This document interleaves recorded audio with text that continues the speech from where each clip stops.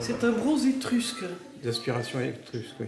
Oui. Non, mais l'original est au musée de Volterra, je l'ai vu. D'accord. En Italie. Oui. C'est peut-être une reprise 19e. Oui, voilà. Mais ça peut très bien être un original. Dans le bureau de Maître Dufraîche, il y a ceux qui cherchent un trésor et ceux qui pensent en avoir un. Une statuette, un vitrail, la promesse qui sait d'une rente inattendue. Les objets vont durer, nous on va passer, les objets ne nous appartiennent pas et ils continueront à exister quand on ne sera plus là. Donc il ne faut pas s'attacher.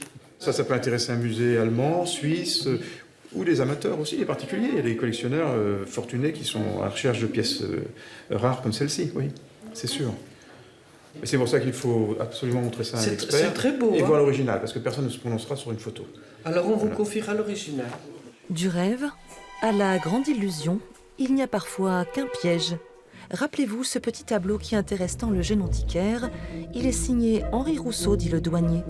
Et prenez ce paysage tout en bas, à gauche, on y lit distinctement Courbet. Trop beau pour être vrai? Les experts entrent en scène. Aujourd'hui, c'est le spécialiste papier qui rend son verdict.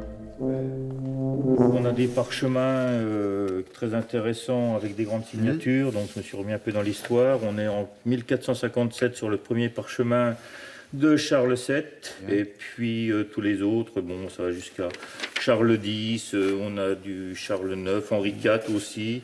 On a la marquise de Maintenon, donc Françoise d'Aubigné aussi, donc vraiment des lettres très intéressantes en vieux français. Et ça, c'est de la main de la reine.